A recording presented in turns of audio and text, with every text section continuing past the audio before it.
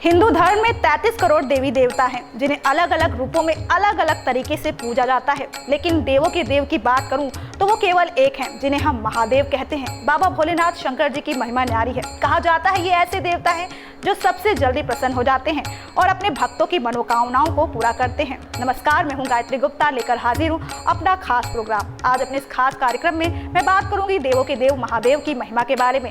साथ ही बात करूंगी भोलेनाथ के मंदिरों के बारे में, जो अपने आप में कई रहस्यमयी बातों को समेटे हुए हैं। यूँ तो बाबा के कई मंदिर हैं, लेकिन शिव शंकर के ज्योतिर्लिंग की महिमा अपरंपार है। देश में हर जगह बाबा के ज्योतिर्लिंग मंदिर हैं, लेकिन बात करें अमरनाथ की तो इसकी महिमा न्यारी है।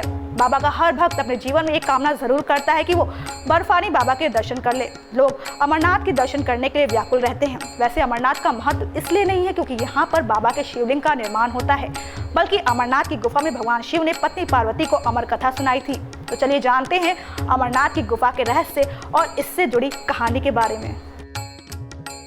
प्राचीन काल में अमरनाथ को अमरेश्वर कहा जाता था। श्रीनगर से करीब 145 किलोमीटर की दूरी पर स्थित है अमरनाथ गुफा का, जो हिमालय पर्वत श्रेणियों में स्थित है। समुद्र तल से 3978 मीटर की ऊंचाई पर स्थित ये गुफा 160 फुट लंबी, 100 फुट चौड़ी और काफी ऊंची है। कहा जाता है कि यहाँ पर हिम शिवलिंग के रूप में बाबा भोलेनाथ विराजमान हैं। वैसे आपको बता दें कि अमरनाथ की गुफा का महत्व सिर्फ इसलिए नहीं है कि यहाँ हिम शिवलिंग का निर्माण होता है, बल्कि इस गुफा का महत्व इसलिए भी है क्योंकि इसी गुफा में भगवान शिव ने अपनी पत्नी देवी पार्वती को अमृत का मंत्र सुनाया था। चलिए अब आपको सुनाते हैं इस मंदिर से जुड़ी कहानी के बारे में। कहा जाता है कि एक बार देवर्षि नारद कैलाश पर्वत पर भगवान शंकर के दर्शनार्थ पधारे। भगवान शंकर उस समय वन विहार को गए हुए थे और पार्वती जी वहाँ विराजमान थी। पार्वती जी ने देवर्षि के आने का कारण पूछा तो उन्होंने कहा, देवी, भगवान शंकर जो हम दोनों से बड़े हैं कि गले में मुंडमाला क्यों है? भगवान शंकर के वहां आने पर ही ये प्रश्न पार्वती जी ने उनसे किया। भगवान शंकर ने कहा कि हे पार्वती, जितनी बार तुम्हारा जन्म हुआ है उतने ही मुंड मैंने धारण किए हैं। पार्वती जी ने कहा कि मेरा शरीर नाशवान है, मृत्यु को प्राप्त होता है, परंतु आप अमर हैं, इसका कारण बताने का कष्ट करें। तब बाबा ने कहा कि ये सब अमर कथा के कारण है। इस पर पार्वती जी के हृदय में भी अमृत प्राप्त करने की भावना पैदा हो गई और वो भगवान से कथा सुनाने का आग्रह करने लगी। भगवान शंकर ने बहुत सालों तक टालने की कोशिश की, लेकिन हार कर बाबा को पार्वती जी को अमर कथा सुनानी ही पड़ी।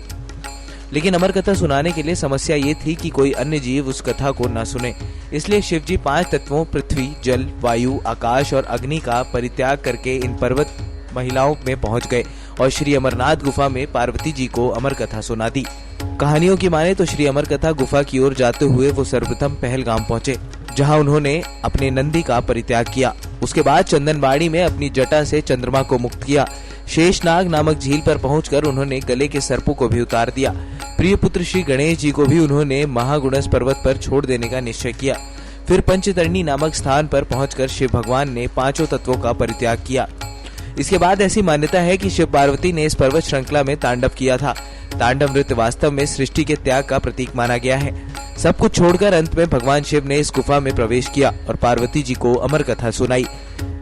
किंवदंती की माने तो रक्षाबंधन की पूर्णिमा के दिन भगवान शंकर स्वयं श्री अमरनाथ गुफा में पधारते हैं। इस बारे में ग्रंथों में भी वर्णन किया गया है कि भगवान शिव इस गुफा में पहल शाम की पूर्णिमा को आए थे, इसलिए उस दिन श्री अमरनाथ की यात्रा को विशेष महत्व मिल जाता है।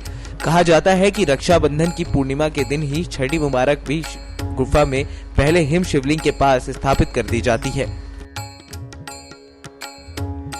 शिव शंकर के प्रमुख धार्मिक स्थलों में से एक अमरनाथ को तीर्थों का तीर्थ कहा जाता है। इसके साथ ही गुफा में आज भी कबूतरों का एक जोड़ा नजर आता है, जिन्हें अमर पक्षी माना जाता है। इस बारे में मान्यता है कि जिन भक्तों को कबूतरों का ये जोड़ा दिखाई देता है, उन्हें शिव पार्वती दर्शन देते हैं और मोक्ष प्रदान करते हैं। साथ ही ये भी माना जाता है कि भगवान शिव ने अनीश्वर कथा पार्वती को गुफा में ही सुनाई थी। वैसे इस गुफा के नाम के पीछे का एक बड़ा रहस्य है। साथ ही इस गुफा की खोज भी एक ऐसे इंसान ने की थी जिसके बारे में हम कल्पना भी नहीं कर सकते हैं। तो चलिए जानते हैं अमरनाथ के नाम के पीछे का रहस्य, साथ ही जानते हैं किस शख्स ने इस गुफा की खोज की थी। अमरनाथ का नाम का रहस्य भी इसी कहानी से ही जुड़ा है। कहा जाता है कि जब भोलेनाथ बाबा पत्नी पार्वती को कहानी सुना रहे थे, तब पार्वती जी के साथ 2 कबूतर भी इस कथा को सुन रहे थे। तब इस कथा समाप्त होने पर महादेव का ध्यान पार्वती पर गया तो उन्हें पता चला कि वो तो सो रही हैं। ऐसे में बाबा ने सोचा कि कथा कौन सुन रहा था। तब उनकी दृष्टि 2 कबूतरों पर पड़ी तो महादेव को गुस्सा आ गया। वहीं कबूतर का जोड़ा उनकी शरण में आ गया और बोला, भगवान, हमने अपने अमर कथा सुनी है, यदि आप हमें मार देंगे तो ये कथा झूठी हो जाएगी, हमें पथ प्रदान करें। इस पर महादेव ने उन्हें वर दिया कि तुम सदैव इस स्थान पर शिव और पार्वती के प्रतीक चिन्ह में निवास करोगे। तो अंत में कबूतर का ये जोड़ा अमर हो गया और ये गुफा अमर कथा की साक्षी हो गई।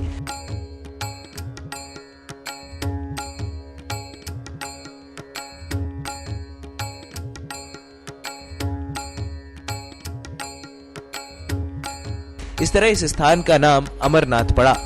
चलिए अब नाम से आगे बढ़ते हैं। आपको बताते हैं कि इस गुफा की खोज किसने की थी। आपको बता दें कि इस पवित्र गुफा की खोज बहुत ही नेक और दयालु मुसलमान कड़रिए बूटा मलिक ने की थी।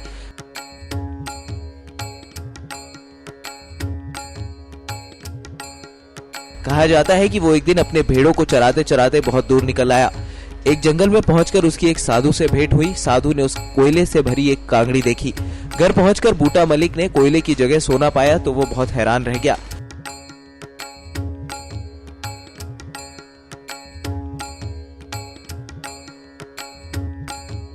उस समय वो साधु का धन्यवाद करने के लिए लौटा, परंतु वहां साधु की बजाय एक विशाल गुफा देखी। उसी दिन ये स्थान एक तीर्थ स्थान बन गया। बताया जाता है कि आज भी यात्रा पर जाने वाले शिव भक्तों द्वारा चढ़ाए गए चढ़ावे का एक निश्चित हिस्सा मलिक परिवार के वंशजों को जाता है।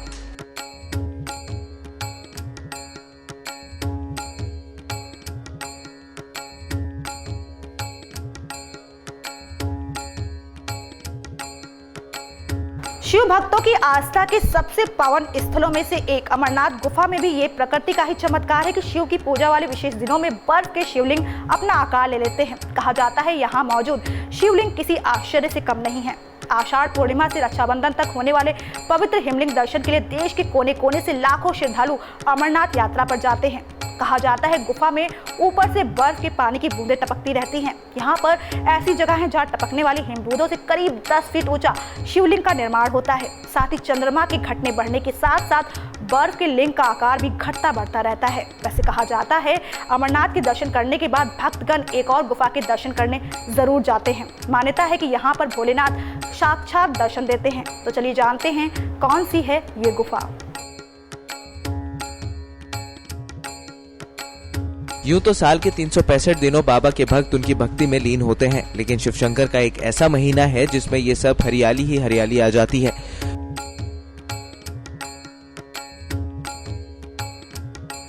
लोगों को भीषण गर्मी से निजात भी मिल जाता है। इस महीने का इंतजार हर शिव भक्त करता है। लोग कांवर लेकर बाबा के दर्शन करने जाते हैं। हम बात कर रहे हैं सावन के महीने की। कहा जाता है कि इस महीने में भगवान शिव अपने भक्तों पर विशेष कृपा करते हैं। वैसे तो भगवान शिव अपने भक्तों के साथ हमेशा ही रहते हैं, लेकिन सावन का एक अपना ही महत्व है। इस महीने में भक्त भोले शंकर पर जल चढ़ाने के लिए लंबी लंबी कतारों में लगे रहते हैं। शिव भक्त उनके दर्शन के लिए खास तैयारी करते हैं। यूं तो देश में शिव के कई मंदिर हैं, लेकिन जम्मू कश्मीर में भगवान शिव से जुड़ी एक ऐसी अनोखी जगह है जिसके बारे में कई मान्यताएं प्रचलित हैं।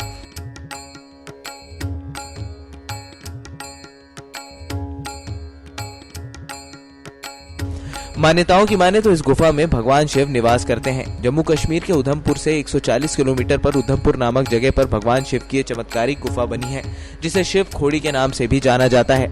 आपको बता दें कि इस गुफा के से दूसरा छोर बाबा बर्फानी अमरनाथ की गुफा की तरफ खुलता है। कहा जाता है कि द्वार पर युग में साधु संत इसी गुफा से होकर अमरनाथ की यात्रा करते थे, लेकिन कहा जाता है कि कलयुग में जिस किसी ने भी इस गुफा में जाने की कोशिश की वो कभी वापस लौटकर नहीं आया। वर्तमान में सुरंग को बंद कर दिया गया है। कहा जाता है कि इस गुफा में जो भी शिवलिंग है वो प्राकृतिक है। स्वयंभू होने की वजह से इसका महत्व और भी बढ़ जाता है। नेक्स्ट 9 न्यूज के लिए गायत्री गुप्ता की रिपोर्ट।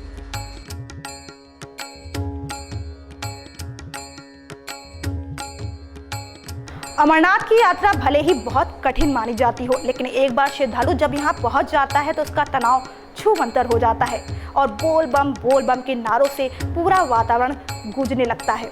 आपको बता दें, ऐसा भी कहा जाता है ये ऐसा तीर्थ स्थल है जहाँ पर फूल माला बेचने वाले अधिकतर मुसलमान होते हैं। अमरनाथ गुफा एक नहीं है, बल्कि अमरावती नदी पर आगे बढ़ते समय और भी कई छोटी बड़ी गुफाएं मिलती हैं। तो दोस्तों, आज के प्रोग्राम में बस इतना ही। अगली बार फिर होगी आपसे मुलाकात, लेकिन तब तक के लिए नमस्कार। Subscribe now to receive new updates, reviews and news.